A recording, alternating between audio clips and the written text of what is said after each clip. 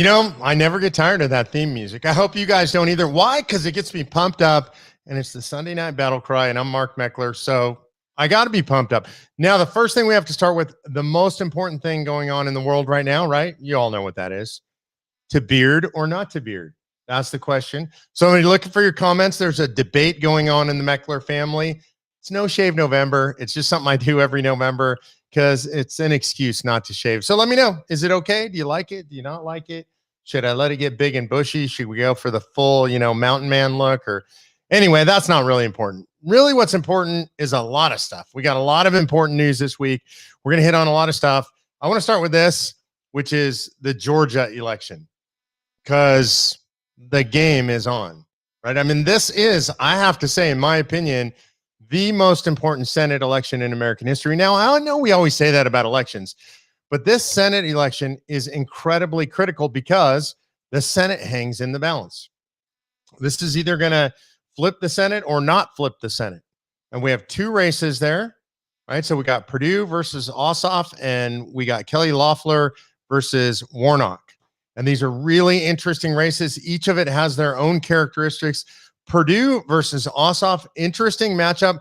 These guys just went head-to-head in what is essentially, I guess, a primary. The general election we just saw looks like a primary because the runoff is in January.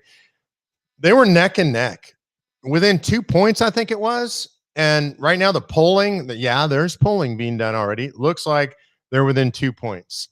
And so this election is really interesting to me. Two white guys, and you've got a significant proportion of the Georgia electorate, African-American, 37%, I think it is, African-American population in Georgia. So the question is, which way is that population going to swing? If you look at President Trump got an outsized proportion, but Georgia, not as far right-wing as you would have expected Georgia to be, not as much of a red state. We also have to obviously talk about fraud. We're going to talk about that a little more in detail later on in the BattleCry, but it's possible. You got Fulton County. Fulton County came in late. It's the swing county that brings all these votes or brought all these votes to Biden, turned the election in his direction. Is that real? How much of it is real? Hard to say. Like I said, we're going to talk more about that later, but that has to be on our minds when you're looking at this Ossoff-Perdue election or the Loeffler-Warnock election. Either way, you have to be thinking about how do votes get counted? Is there mail-in balloting? How does all of this stuff work? And a lot of that's going to be up to Republicans. Remember, Republicans control the state legislature, right? They control the governorship, so they could pretty much do what they want. They can clean this election stuff up. And that's something that we as Convention of States are asking all these states to do. Georgia, Wisconsin, Pennsylvania, all of these states that are in question, Arizona, Nevada, Wisconsin, clean up your damn systems because frankly, it's a mess. And I think there are a few things we have to do to clean up our electoral system. We have to get rid of same-day registration in places where it exists, like Wisconsin. We have to clean up the voter rolls, get the dead people off, get the illegal citizens or illegal people off, right? The illegals off of there. Make sure nobody who isn't entitled to vote votes. We got to clean those up. People who've moved out of state, they got to be off. We got to clean the voter rolls. We got to have no same-day registration. We got to have voter ID at the polls in all of these places. All of these things are just kind of baseline stuff. And I think we're going to have single-day elections. Maybe it's a couple of days, declare a holiday, state holiday, national holiday, have it a Friday, Saturday election, whatever it is. We got to clean up the system. The system is a mess. And we got to be sure, obviously, that these Dominion voting machines or any other voting machines that are used absolutely cannot be manipulated. Personally, I'm a fan of going back to paper ballots. I just think this is a freaking mess. I don't think you can determine for sure that these electronic systems are secure. Got to go back to paper ballots. That's one man's opinion. So you got Georgia coming up. So what are we going to do about Georgia? You, wherever you are, can participate. You can come to Convention of States. You can join Convention of States. You can sign up to be part of our effort. We are going to do significant get out the vote in Georgia. We did it all over the country. We made a difference. We work on low propensity voters, people who don't vote all the time. We need to get them out. In the case of an off-cycle election, which this is, right? It's a January election, not a normal time, kind of coming just off the heels of the holidays. Christmas will just be over. New Year's will just be over. It's January 5th. We got to get everybody to participate. Everybody who thinks like us needs to be participating. So we're going to have ways for you to participate in that. We think that's really important. If you're in Georgia, you got to participate. You got to get your friends and family to participate. You should be out knocking on doors. You should find an organization, COS or otherwise, where you can participate in making sure that everybody who thinks like you gets out and vote. We need to make sure everybody does that. Millions, maybe $1 billion will be spent on the Senate election. One thing I can promise you for sure, the most expensive Senate races in American history. And we just had really expensive races, $100 million plus spent on the Lindsey Graham race, $100 million plus spent on the Mitch McConnell race. So we've had super expensive races. These are going to be way more. I mean, I'm serious. I wouldn't be surprised. $500 million to $1 billion sent. Every Georgian's going to be hit for these. People are going to knock on every door. People are going to call every potential voter. It's going to be on the airwaves. Man, if you live in Georgia, I feel sorry for y'all because it's going to be crazy down there. You are going to be inundated from now, frankly, all the way through January 5th. It's going to really heat up after Thanksgiving. It's going to be crazy. It's going to be a mess. But I think this is important. So if you look at Purdue, Ossoff, two white guys fighting it out, I think Purdue has the advantage. He's got universal name recognition. Ossoff has already lost some elections, so he's a two-time loser there. Purdue is a winner. He's the incumbent. And really interesting, he's one of the owners or founders of Dollar General. Y'all know about that, the cut rate budget grocery stores. They're all over Georgia. They're definitely in places where we need to convert voters. And so I think the Dollar General thing is an advantage for him. Be real interesting to see what happens in that race. In the Loeffler versus Warnock race, I think that one's really interesting because Raphael Warnock, he's crazy. That guy's a radical, scary, anti-Semitic leftist. The guy that kind of guy that issues blood libel against the Jews. And by the way, the Jewish vote, over 50% of the Jewish vote went for President Trump in Georgia this time. It's not a huge voting block, 150,000 people, but it makes a difference. Raphael Warnock, in my opinion, anti-Semite, radical socialist, has promoted socialism. Will Georgians really choose that? Will they? I find it hard to believe. So that's going to be a super interesting race. The Loeffler-Warnock race, and also I think the Purdue-Ossoff race, really a stark choice. Two races, national attention, conservatism, Republican view of the world, loving America, or the leftist, radical, hating America, socialist view of the world. Going to be really interesting. That game is on. Now, I know you're wondering, well, Mark, what about the presidential election?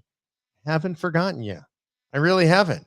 I'm still boots on, paying attention in the fight, trying to figure out what's going on, trying to help people get connected. Our folks all across the country, and if you're with us, you should be doing the same. If you're in any of these states that could be in question, Georgia, Pennsylvania, Wisconsin, Michigan, Arizona, Nevada, what you all ought to be doing is calling your state legislators and telling them that you expect them to dig in and figure out, was your election clean? Was it fair? All right. And was it transparent? Clean, fair, and transparent.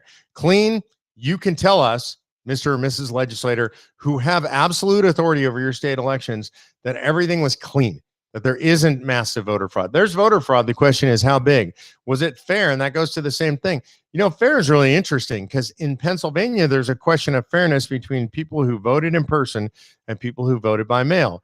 There is a significant Supreme Court challenge about the about the Pennsylvania election that I think is really viable based on the Equal Protection Clause.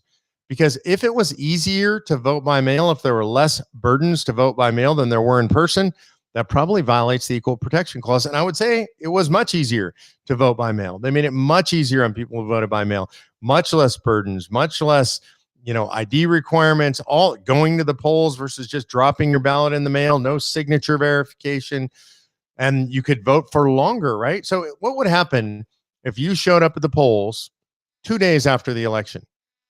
Yeah, there's no poll there, right? No polling place there. You can't vote. And they'd say you're crazy, but somehow Pennsylvania plans on counting ballots that came in after Election Day, right? That just doesn't seem right. And so it's an equal protection issue. I think this is a fairly strong issue at the Supreme Court. So there's all kinds of stuff going on in all these states. We're in that fight. We have people calling, making sure it's clean, fair. And then the last one is transparent.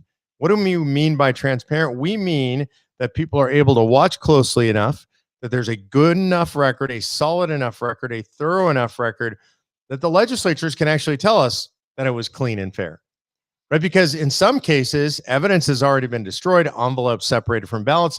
They're not going to be able to tell. That's not transparent. And the question is, what happens then? What if, for example, the Michigan legislature can't say it's clean, fair, and transparent? In Michigan, we have Speaker Lee Chatfield, Senate President Mike Shirkey. Chatfield really leading the way, saying we need to know it's clean, fair, and transparent, not that he's trying to overturn the election.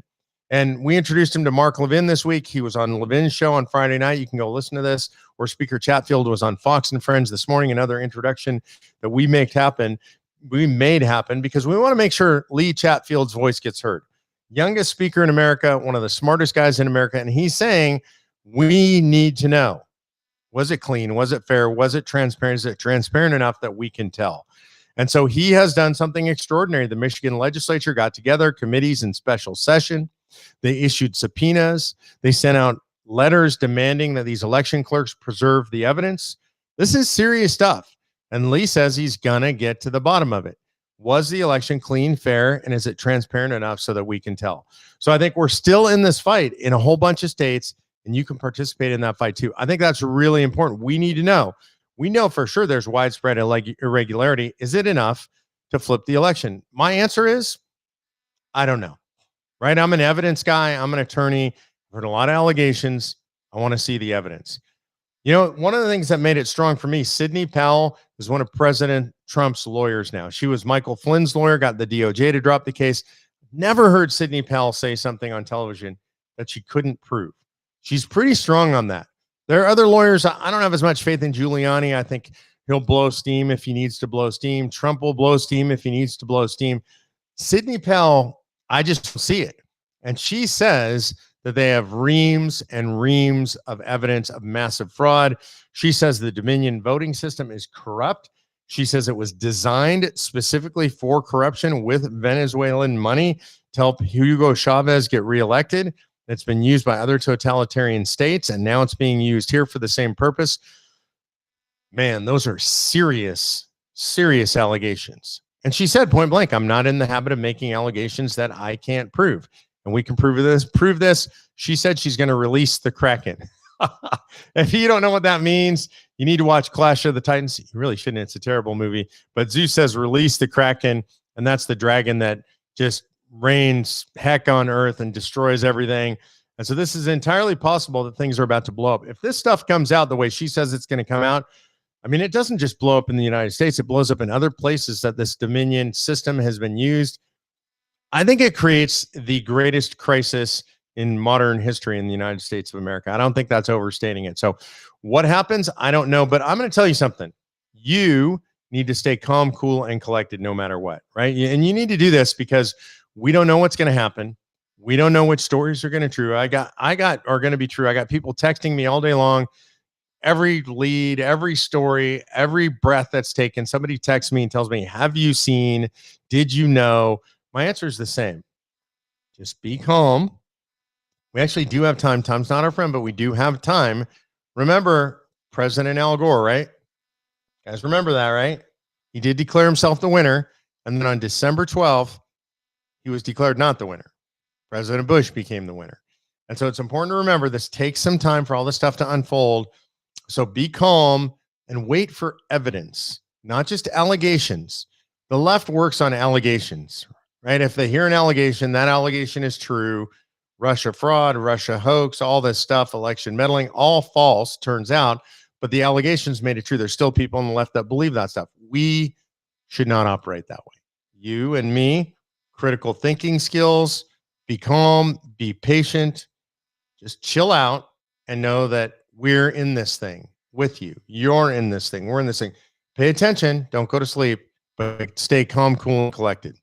All right. How about the Million MAGA March? Did you guys catch this? Producer G, we got some footage on that. I love this footage. I mean, this to me is incredible stuff. And I had some friends who were there. They were sending me video. They were sending me real-time pictures.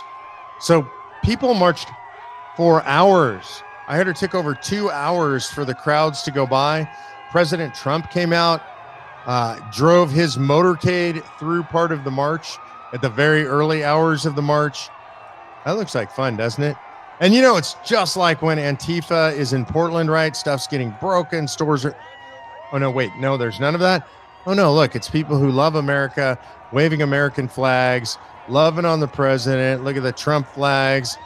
They're carrying Don't Tread on Me flags. You'll see Blue Lives Matter flags. Look how positive this stuff is. This is one of the things I really want you to notice that's most important. No property destruction, no trash, no violence. Look at these people. And the people on the left will tell you should be very, very scared of those people. Do they look scary to you? Nobody there looks scary to me. Look at the number of people there. The media will never admit it. I have heard reports there were over 1 million people there in support of the president. They were also all over the country. This kind of rally that you're seeing there was one in Austin. They were all over the country, people coming out in support of the president. And I would argue that they were organized by a group which is a new group called Stop the Steal. And it was less in support of President Trump and more in support of what we were talking about earlier, which was we want to make sure that the elections were clean, fair, and they're transparent enough so we can tell those things. 1 million people show up in Washington, D.C. for that. Were you there? If you were there, put your comments into the comment box. I'd love to maybe get some of your comments that I can read out over the air here, because I just think that's incredible when you get 1 million people willing to travel to Washington, D.C. on spur of the moment. The media will go gaga over the women's march, right? Which is a bunch of women wearing, I won't even say the word, pink hats, genitalia hats. How's that? I mean, just craziness. You get Americans who love their country come out like that. You don't see much of it on the media, except for they're going to tell you you should be really, really, really scared about it, right? I wasn't scared. I was completely inspired by it. I hope you were inspired too. The fight goes on, brothers and sisters. Don't give up the fight. And again, I'm not fighting to see that President Trump gets reelected. I'll be honest with you, I voted for Trump, but that's not what this is about. This is about making sure that we have clean and fair elections and that they're transparent enough that we can tell. If not, the state legislatures have a duty to do something about it. And the Electors Clause of the Constitution gives them the power to appoint a slate of electors however they want. Right? If you don't believe me, read Rob Nadelson's article about this in Epic Times. Absolutely says however they want to. Read Daniel Horowitz's article in Conservative Review. It says they can appoint a slate of electors. If they can't tell it was a clean, fair, and transparent election, or maybe they don't certify electors at all. Talk to Speaker Lee Chatfield from Michigan. It's possible there's a split in their canvassers, in the Board of Canvassers, and they can't certify an election. That throws it to their legislature to certify a slate of electors. There's some chaos coming. It's not going to be easy or clear. So our job, keep cool, carry on. All right. This is a change of subject because there is other stuff going on under the election. And this one is freaking me out, to be honest with you. You got the Durham election, into the FISA court abuses, into the Mueller abuses, all that stuff. And it's been going on for a long time. We've been told the indictments are just around the corner. There's enough evidence in. Well, now it looks like Durham is folding up and getting ready to go home. And apparently the rumor is, and this is from Federalist, is that he's scared of blowback from the Biden administration if Biden turns out to be president. And so we absolutely, undeniably know that Andrew McCabe lied to Congress under oath. You know what happened to you if you lied to Congress under oath? You know what happened to me if I lied to Congress under oath? Yeah, that's right. Yeah, handcuffs. Correct. Arrested. Yeah. And probably thrown in prison. That's what would happen. There is absolute undeniable evidence. You've actually seen the testimony that McCabe lied to Congress. And it looks like Durham's not going to do anything. I don't understand this. This is blowing my mind. And this is fundamentally undermining our republic. If you and I can't have faith in our justice system, if we can't believe that justice under the law is available to all, if we feel like it's a 2-tiered or 3-tiered system, the really rich have one system, the politically connected have a system where they're way ahead, and then there's you and me, regular folks. If that's what we believe about our system, then why follow the system? Right? So this is a fundamental, serious problem. And I've been seeing this for a long time. To me, this is more serious than any election. And we saw people in the IRS target the Tea Party movement. Guess what happened to those people? Yeah, nothing. That's right. That's why you hear crickets. Nothing happened to those people. We know it happened. The inspector general issued a report that said it happened, and yet nothing happens to those people. So that, my friends, is a two-tiered justice system where the wealthy, the powerful, the connected, and frankly, a lot of those on the left get away with whatever they want in government, and we don't. We should be very, very, very scared of a Biden administration for this reason, that I believe it will extend the two-tiered justice system. They're going to come after people like me. Mark my words. They're coming after people like me. And if they're coming after people like me, they're coming after people like you too. So I don't know what's going on with the Durham investigation, but it's disgusting and revolting. He's either going to issue some indictments. There's a lot of evidence that there's a whole bunch of people that should be indicted, or he's not. And that means we can't trust our justice system. And I really, really, really hate that. All right, let's go to Q&A and comments. Mark Muma says, would a Biden presidency be the end of the Convention of States project? The answer is no. It's actually, I hate to say this, but it's really good for a Convention of States project, because if Biden's president, what in God's name else are you going to do other than pray? Remember, a Convention of States is where the states gather outside the auspices of the federal government. We don't need the president. We don't need Congress. We don't need the Senate, right? If we lose the Senate, God forbid, if conservatives lose the Senate and it goes into Biden hands, leftist radical hands, we can still hold a Convention of States. We operate outside the auspices of the federal government. It's the states gathering under their sovereign authority. So, man, if there's a Biden presidency, Convention of States all the way. I had a lot of people, by the way, in legislatures and others who told me, well, with Trump as president, I think things are going to be okay, so we don't really need a Convention of States. I have a feeling they might sing a different tune now. Carol Schneider says, how do we know it wasn't rigged? I would say, Carol, we don't know it wasn't rigged at this point. I'm not saying it was rigged, but I am absolutely unequivocally saying that we can't know that it wasn't rigged. And so what that means is we've got to pay attention. We've got to demand that it's clear, right? Clean and fair. And then it's transparent enough that we can know that. CFT, clean, fair, and transparent. And we got to know that stuff to know whether or not it was rigged. And if we can't tell, then the states have remedies. They can rehold an election. They have the right to do that, or they can name their own slate of electors. So that's really going to be the question. I don't think we know right now. Earl Ranson says, what do we do to get the states to call the convention? Well, we work on the ground in the states. We're doing that all over the country right now. I think there's a chance we're going to pass in Michigan in the lame duck session. Ohio looks good. West Virginia looks good. The Carolinas look good. There's a lot of places. Kansas looks really good. There's a lot of states we're ready to go. Whatever state you're in, go to conventionofstates.com, sign up, sign the petition, click on the volunteer button, get involved. What we do is you get involved. That's how we get it done. All right, let's see. Les Draper says, could a Democrat governor veto a Republican Congress vote for electors? Then what? No, the governors have nothing to do with the electors, generally speaking. Generally speaking, the way it works is every state has an election system that's designed by statute. And the statute generally says, I'm generalizing because it's different from state to state, but generally what it says is the parties each pick a slate of electors equal to the total number of electors in the state. That total number is the number of House of Representative members plus 2 senators, right? Because every state has 2 senators. And so the Democrats will appoint that slate, the Republicans appoint that slate, and then whoever wins the election gets to send their slate to the Electoral College, but the governors have nothing to do with it. Let's see. Mary Ellen Probansky says, what's your take on Sidney Powell? I already said a little bit about this, but I'll tell you, she seems like a highly credible person to me. Non-inflammatory, very credible, not willing to put her credibility on the line by saying false things. So she's saying some things that are pretty radical right now. I'm prone to believe her because I've not seen her say things that she can't prove. So Mary Ellen, she gives me a little bit of hope, and I'm glad she's driving part of this because I trust her. Bill Brownlee says, yes, think critically. However, we need reliable facts. Where can we find that? Okay, that's a good question, Bill. And here's the deal. This is the way I look at these stories and think about them. I see them. People send me texts. People Slack me. People post them on Facebook or whatever. And I think, okay, what's Tucker say about that? What's Shapiro say about that? What's Daniel Horowitz say about it?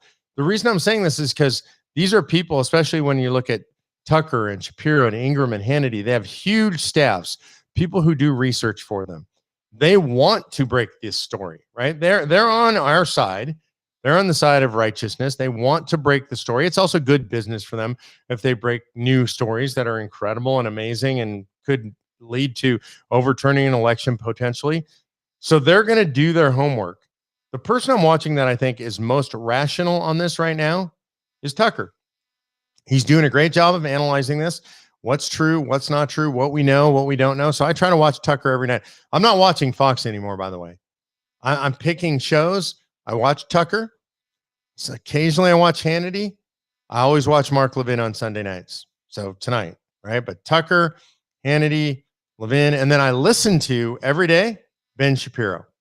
Again, very well reasons. He's saying, look, this is a long shot for the president, but we got to let the thing play out. We should investigate every claim. We need the facts. All of that's true. So I would say if you want just the short version, watch Tucker every night, listen to Shapiro every day. You kind of have a good view on things.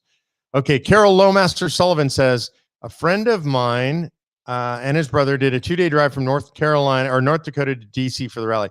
Carol, awesome. Thank you. Tell us how it was. Was it incredible? Piera Acumano says COS members were there.